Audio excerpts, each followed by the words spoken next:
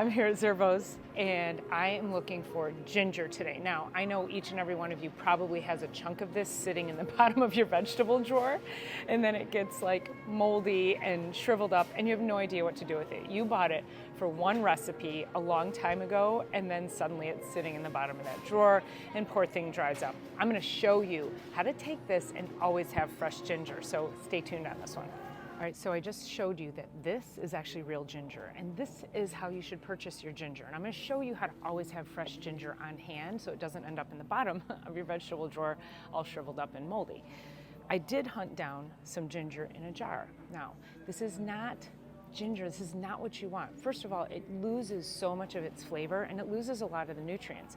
But let me read you the ingredients in this one. And this says organic ginger, organic cane sugar. I guarantee if you did not look at the back label and you just looked at that organic minced ginger, you would then take this home and start cooking with it, and you wouldn't know that they added sugar to this, and it might change the flavor of your recipe. Plus, why should you have cane sugar in your ginger? Now let me go through the rest of this. This has also rice vinegar and citric acid. And then for the same reason that this one, okay, 2 ingredients, three. Organic ginger, water, citric acid, salt, 4. I lied, okay. But the citric acid is generally coming from corn.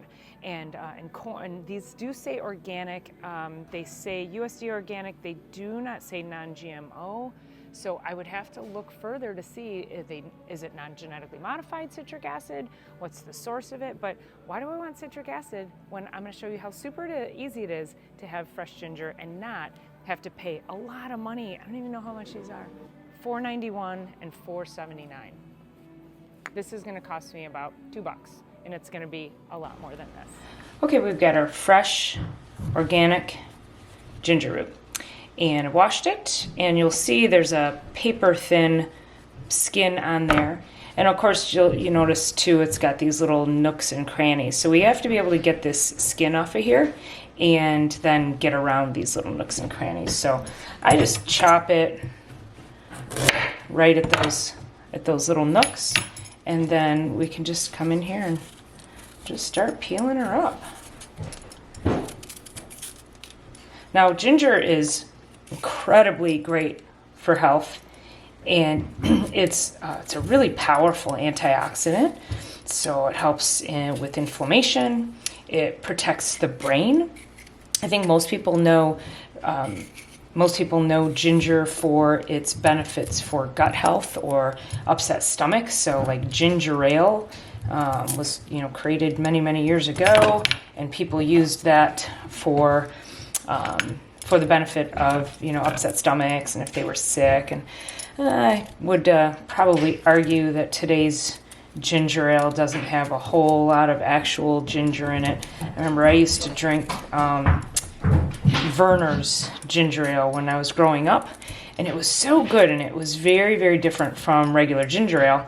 And now today I've actually tried it when I've had an upset stomach, and boy, I'll tell you, it doesn't taste the same. You would crack open a can and it would just, the fizzies would go right up into your nose, kind of tickle your nose, make you cough a little bit. It was really a great flavor. And now it's laden with sugars and probably, artificial ginger flavor. So that is not how we want our ginger.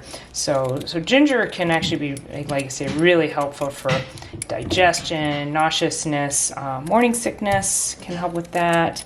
And it's also antimicrobial. So what does that mean? That means if you have any bad bugs in your gut affecting your biome and your digestive tract, that actually can help to kill off some of those bad guys. So then from here, I'm just going to cut those couple little dry ends off here. And now you could just take that and you could toss that in a pot of boiling water and you've got ginger tea. It's so, so yummy. There's also, you know, again, you can just slice it really thin if you wanted to and just eat that. Slice it, chop it real thin, and put it in stir fry. So I like to chop it into chunks that I think would be good for me to use in cooking. So like I would take a chunk maybe like that to use in cooking, you know, if I was gonna make a dish of some sort. So I'm gonna chop it up into these chunks. Don't mind the dog, he's running around playing because every time I get on video, he decides he wants to start playing. All right, and then all I have here is just a little tray that I've prepared. I put a little parchment paper on there. And I'm gonna take these guys and just put them into a